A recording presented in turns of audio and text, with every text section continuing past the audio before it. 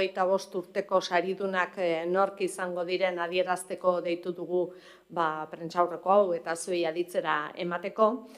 Y en ese sentido, recordaros que los premios Sabino Arana de este año que vamos a otorgar en la gala de enero de 2026, pero corresponden a los premiados de 2025, cumplen además su 37 edición.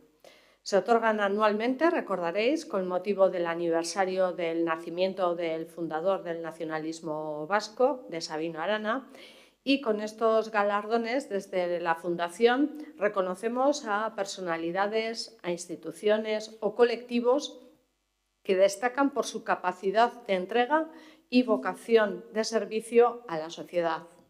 En este caso, además, desde Euskadi queremos dar esa visión también internacional y no nos reducimos a esa visión únicamente de Euskadi.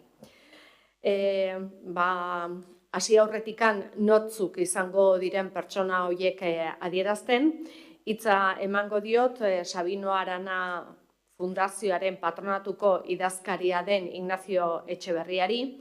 Berak azalduko dizue 2025ko sariak nola hautatu diren, zein izan den prozedura eta nola egin dugun. Urterokoa izaten da, baina gogoratzeko baita ere berak adieraziko dizue, eta Ignacio, zurea da hitza zentzu horretan. Egunon, denoi, heldu gara beste sari batzuetara. Presidenteak egin duen, esan duen bezala, balore batzuk eduki behar dire saritua izateko, eta beste gauza bat dago dala etorri behar direla eskuz hartzen. Ez bada gauza arazorik egoten. Premisa horiekin egiten da lehenengo buelta bat, bazkide guztiek eta fundazioko lagunak haien propuestak egiten dituzte eta eraman behar dute 5 bazkiden sinadura edo patronobi. Prozesu hori hasi zen iraileko 22an zerrenda horrekin patronatuak begiratzen du, zeetik askotan ikusi dugu proposatzen dela ja norbait saritua izan dela, adibidez, edo enpresa bi sektore berdinekoak. Orduan, egiten dugu bigarren buelta bat eta begiratzen dugu ere beste faktore batzuk, adibidez, berdintasuna emakumeak eta gizonen artien, SEOteko saritu antzerakoak, eta pasatzen garaia azkenengo zerrendara, onartu zela abenduko 11an izan zen patronatuen. Nortzuk diren eta euron merituek, orain gure lehendakariak aurkeztuko du. Eskerrik asko, Ignacio. Sarituen izenak emango dizkitzuet, aurreratuko dizkitzuet. En primer lugar, el médico, investigador y científico gasteiztarra Eduardo Anitua. En segundo lugar, el músico, compositor y folclorista Enrique Zelaya. En tercer lugar, Bera Bera Eskubaloi Taldea. En cuarto lugar, la empresa Etxeondo. En quinto lugar, la Agencia de Naciones Unidas para las y los Refugiados de Palestina en Oriente Próximo, la UNRWA. Y en sexto lugar, Juan María Atutxa. Y paso a describiros un poco el porqué. Zergatikan aitortu dugu pertsona eta instituzio hauen lana eta zergatikan izan diren izango diren sarituak. Beraiek onartu dute gainera. Eduardo Anitua, lehendabizi. Sabino Arana Fundazioak Anitua doktorearen ibilbide bikaina nabarmendu eta goretsi nahi du, munduko erreferente esanguratsuenetakoa baita ahoko implantologian eta medikuntza birsortzailean. Su crédito a nivel internacional está avalado por el prestigioso Ranking of the World Scientists de la Universidad de Stanford, que lo sitúa consistentemente, es decir, de forma continuada, entre el 2% de los científicos más citados e influyentes del mundo y lo consolida como uno de los odontólogos más relevantes a nivel internacional. Él es fundador y director científico del BTI Biotechnology Institute, con sede en Vitoria-Gasteiz, y su compromiso con la investigación ha impulsado la innovación y la visibilidad de la ciencia tanto en Euskadi como en el Estado. Sari hau emanda, Sabino Arana Fundazioak eskerrak eman nahi dizkio doktore gasteiztarrari aurrerapen zientifikoan egindako ekarpenengatik eta komunitaterako izan duen loturagatik. Lana Euskaditik garatuz beti eta Euskal Lurraldearen izena bioteknologia globalaren mailera gorena eramanez. Hau da, Euskaditik mundura. En segundo lugar, Enrique Zelaya.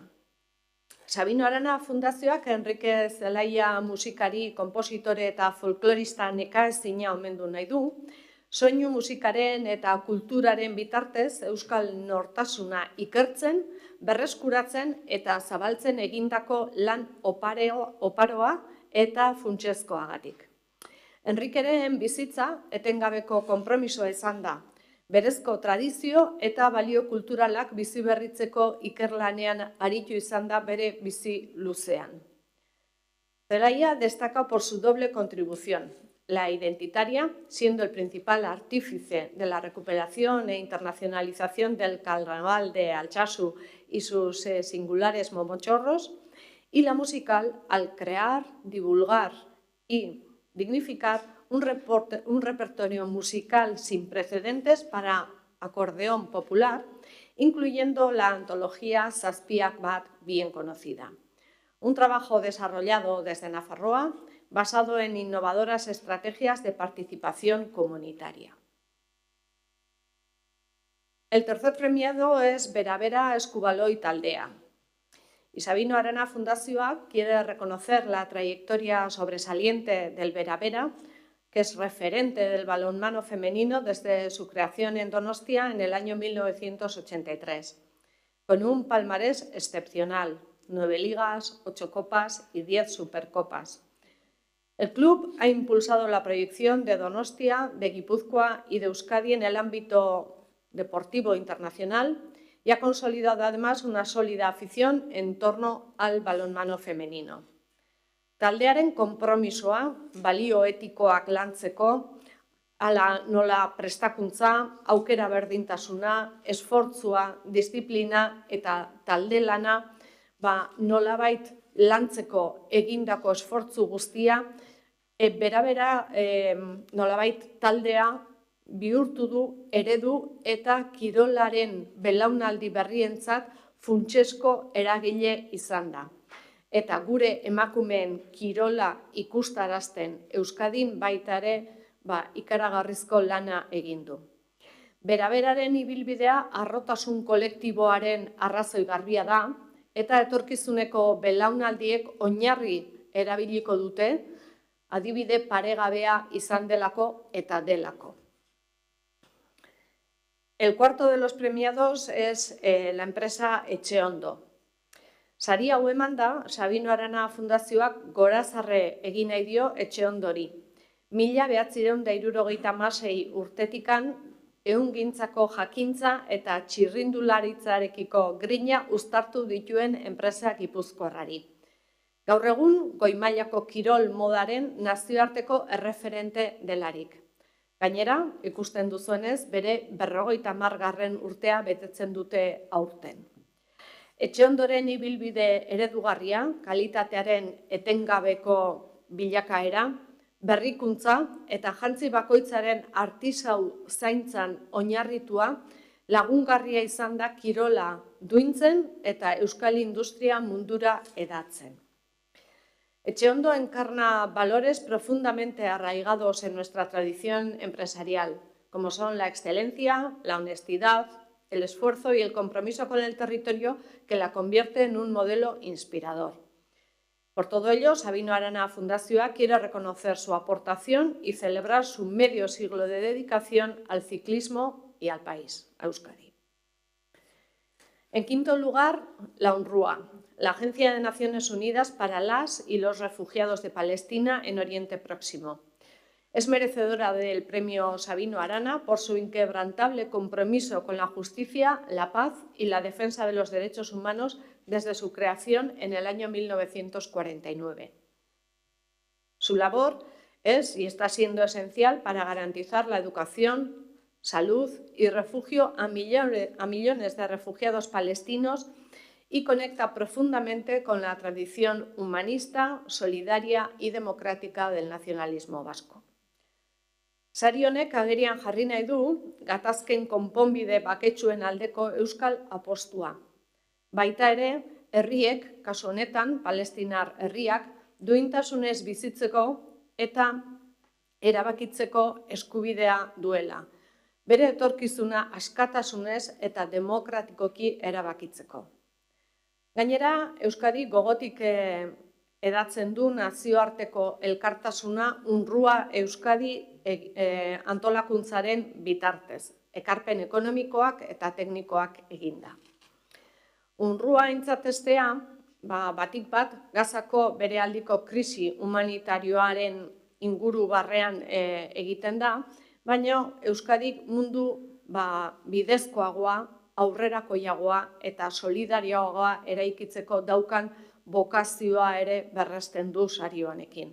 Bokazio hori garrantzi handiko keinu politikoa eta etikoa delarik, baina ez keinua bakarrik. Ibilbide bati aintzatespena ematea. Eta azkenik, baina ez garrantzia gutxiago duelarik, azkeneko saria 6. Juan Mari Atutxa jaunari. Ibilbide instituzional bikainagatik, indarkeria garaian erakutsi zuen kemenagatik, bizikidetza demokratikoaren aldeko apustuagatik, eta baita ere, nola ez, Sabino Arana Fundazioaren barruan buru belarri ibili zen garai harregatikan. Sabino Arana Fundazioak, nolabait, Juan Mari Atutxa hobeto ezinean barruratzen dituen balioak dituela pentsatzen dugu eta horregatikan saritzen dugu. Euskal nortasuna, zerbitzu publikoa, ausardia, konpromisoa eta bakegintzarako alegina. Juan Marik bere ibilbide oparuan izan duen jarrera eta bereziki Eusko Legebiltzarreko lehendakaritzatik izan zuena, gizalegezko adorearen eta uste demokratiko sendoen erakusgarri aparta da.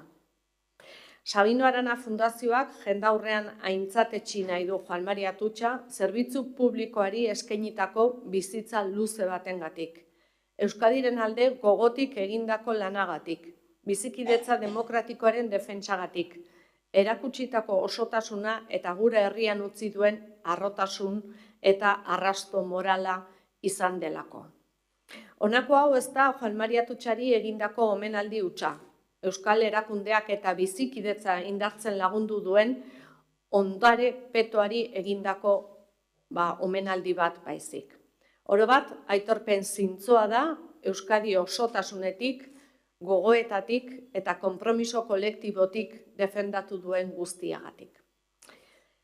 Decía que por su sobresaliente trayectoria institucional, su coraje en tiempos de violencia, su apuesta por la convivencia democrática y su entrega también a esta institución, a la Fundación Sabino Arana, Juan Mari Atutxa representa con plena justificación los valores que encarna el Premio Sabino Arana. Identidad vasca, servicio público, valentía, compromiso y construcción de la paz. Su actitud a lo largo de toda su larga trayectoria y especialmente desde la presidencia del Parlamento Vasco supone un ejemplo de coraje cívico y de convicciones democráticas coherentes. Por su vida de servicio público, su entrega a Euskadi, su defensa de la convivencia democrática, la integridad demostrada y la huella moral que deja en nuestro país, Sabino Arana Fundazioak quiere reconocer públicamente a Juan Mari Atutxa. Este no es solamente un homenaje a su persona, sino a todo un legado que ha contribuido a fortalecer las instituciones vascas y la convivencia en Euskadi. Supone además un reconocimiento a todos aquellos que han defendido en Euskadi la integridad, la reflexión y el compromiso colectivo. Hauek dira gure 6 saridunak eta guztiei zorionak eman nahi dizkiegu hemendikan.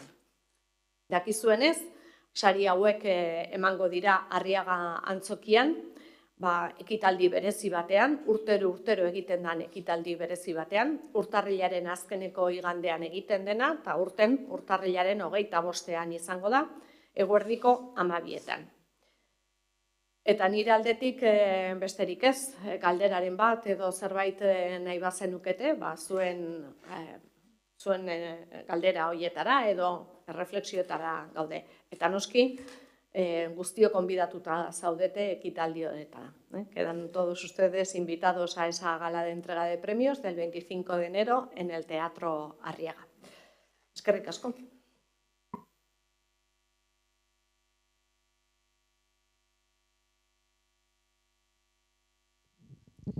Sí, mencionaban que presencialmente van a recoger el premio. Me pregunto en el caso del Veravera, de Txondo y de la UNRWA si saben qué persona va a ser la que va a recoger ese premio o todavía está sin definir.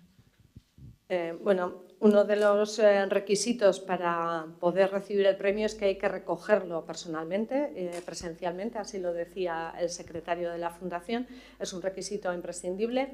En el caso de la UNRWA, bueno, todavía estamos intentando que llegue una persona del máximo nivel, pero bueno, lo vamos a saber en muy breve tiempo. Pero bueno, las personas que se encuentran aquí en Bilbao también van a estar, pero bueno, vamos a dejarlo hasta el último momento, que estamos pendientes de un viaje que tiene la persona. En el caso de Txondo lo van a recoger los fundadores junto con sus hijos, que son los que lo llevan en este momento, sobre todo toda la parte más comercial y la parte de gestión de la propia empresa, pero van a estar, vamos a decir, Aita Ama y los dos hijos. Y en el caso del Veravera estarán presidencia y dirección, y algunas de las jugadoras que han sido y que en este momento también están jugando, no va a poder venir todo el equipo porque la víspera están jugando en Canarias, por lo tanto no van a poder llegar, pero algunas de las personas que han sido capitanas de los equipos a lo largo de los últimos años van a estar presentes, pero bueno, vamos a cerrar esa presencia. Pero en cualquier caso, presidencia y dirección del club van a estar. Y el hecho de que la persona tenga que recoger presencialmente el reconocimiento significa que, por ejemplo, este año se ha barajado alguna persona que finalmente, al no poder venir, no se le hará entrega del premio. No sé si me explico. Pues sí, se explica perfectamente. En este caso hemos tenido la suerte de que todas las personas que se decidieron y las instituciones son las 6 que he nombrado, y todos han aceptado el premio y venir a recogerlo presencialmente. Por lo tanto, bueno, pues ha sido una suerte.